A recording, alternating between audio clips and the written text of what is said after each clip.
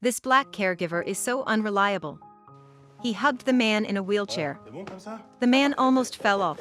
Give the man a bath and squeeze the foot wash on the head. Ça veut dire au moins, hein? He started an experiment with boiling water. Mais en fait, vous sentez rien du tout là. Feeding a man. Ends up feeding him in the eye. Such an unreliable care worker, but the employer enjoys it. He is a disabled billionaire. He can't move below the neck and need to be taken care of by others. He had used many senior caregivers, but in the end he was left with a black bastard from a slum. And he made this gangster his best friend. The rich man's name was Philippe. A skydiving accident left him permanently disabled, and he had to call for a caregiver. All the people who came in for the interview were professional nurses, and all of them had a higher education, but Philippe didn't take a fancy to any of them. At this time, an unreliable person came in. He doesn't understand nursing and doesn't want this job. All he wanted was a refusal to sign, so he can get unemployment benefits, otherwise he has to go hungry. Driss plays a gangster, who not only makes fun of his boss, but also flirts with his secretary. Philippe smiled. Driss's unpretentiousness attracted him.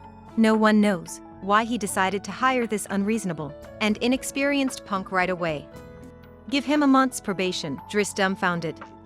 He had never done a real job in his life, but working as a caregiver for a rich man. Not only is the salary high, including food and accommodation, the room he lives in is bigger than his family.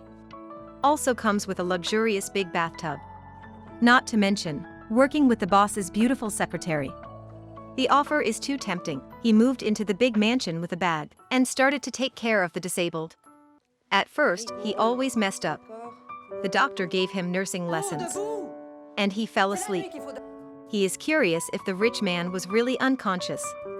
He poured hot water over his legs, staring at the beautiful assistant, and feeding to the face as a result. He always forgot to bring a pager, and refused to collect excrement from the rich. He doesn't know how to take care of people, but he also has a good side. Taking him out of the house. Will not let him take a special vehicle for the disabled, but will carry him in the luxury car.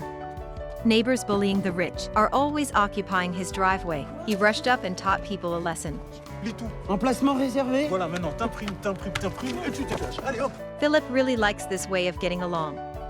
But relatives can't stand it anymore. He investigated Driss secretly and found that he was on the streets all day long. A bunch of punks in the case were released after 6 months in jail for robbery. Relatives warned Philippe that such people have no sympathy.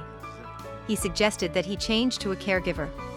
But what Philippe wants is people who have no sympathy. His brilliant life, although now disabled, but the last thing he needs is the eyes of others' pity. Only Driss often forgets that he is disabled. He will joke with him, do things without restraint, and has basic respect for him. That's why he picked Driss. That night, the rich man fell ill. As a result of the long medical treatment, he was in pain all over and he couldn't move. Driss helped him wipe his sweat and stayed with Philippe all night, until he woke up again. Shouting loudly for air, Driss said nothing. He picked him up and pushed the wheelchair out to breathe. It was 4 a.m. in the morning. By the Seine, the air is fresh. They come to a cafe. In the dark, the rich man and Driss had a heart-to-heart relationship for the first time. In the skydiving accident, Philippe also became paraplegic. His real disability, he said, was not being put into a wheelchair, but the loss of a loved one. Philippe told Driss that his probation period was over, and he was officially accepted. Driss was happy, after all, it was his first real job. He decided to treat well also. As time goes by, Driss has become more and more handy as a caregiver. Moving joints, showering, dressing. No more mistakes. Even helping Philippe go to the toilet was fine with him. Philippe was much more energetic with Driss, always having a smile on his face. Driss changed his wheelchair to super high speed, and the two of them reveled in the wheelchair, feeling the speed and passion. He took Driss to the opera, and Driss was amused by the actor's appearance. Philippe gasped with laughter. At the birthday party, Driss listened to classical music and talked nonsense, making Philippe amused. When the band finished, Driss put on his own pop music. Start dancing. And invite the servant to dance together. Philippe has never had such joyous energy. Since he got in a wheelchair, Philippe could not dance. But he enjoyed it. Driss is like a beam of sunshine, it makes him feel like he's still alive. And Driss followed to the exhibition. He came into contact with art and tried to paint by himself. Philippe fooled people into saying it was a modern art. It made Driss earned 10,000 euros. The rich man's daughter was bullied by her boyfriend. Driss said that he didn't care. But he taught the boy a lesson in private. Philippe was unable to take care of his daughter, so he took on the responsibility. The two have become close friends.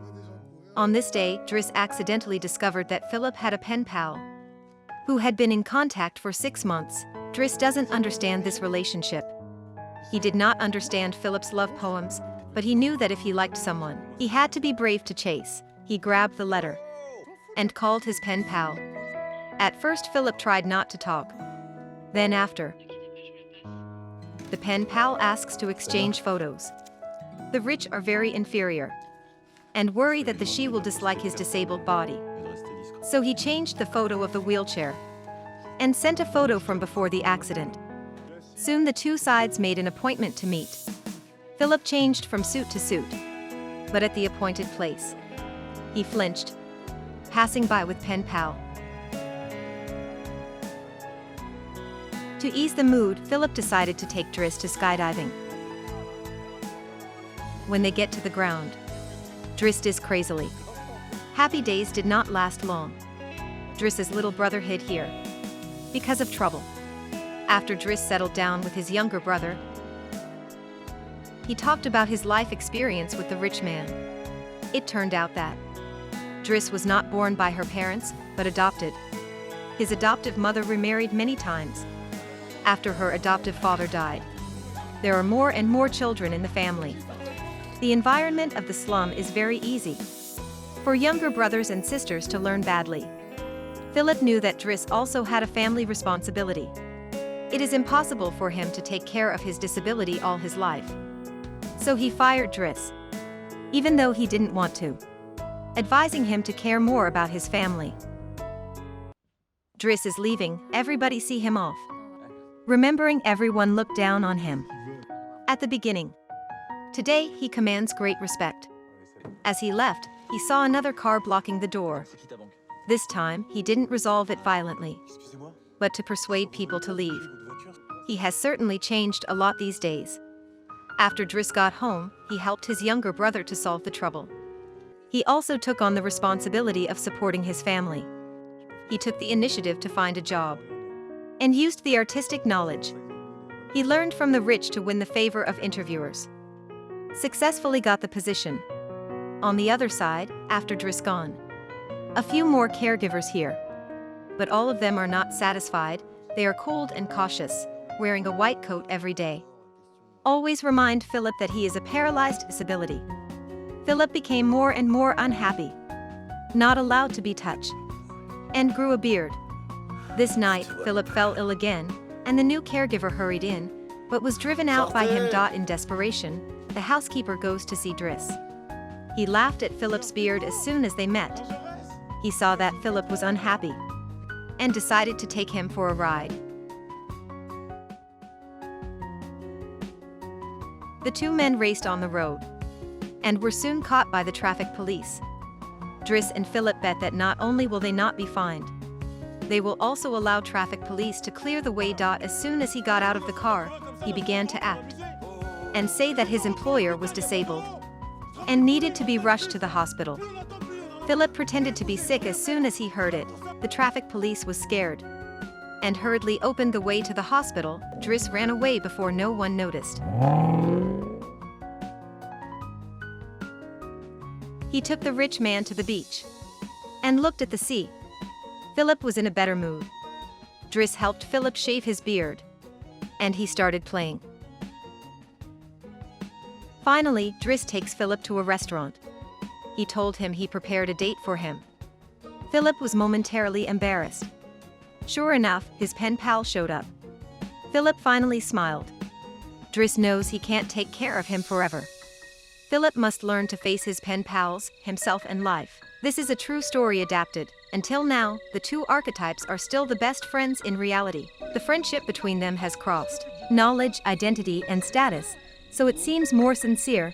Philippe does not look down on Driss because of his slum origins. Driss does not treat Philippe differently because of his disability. Equality and respect are the bridges of their friendship. The best friendship is to give each other strength, make it easier for both to face life.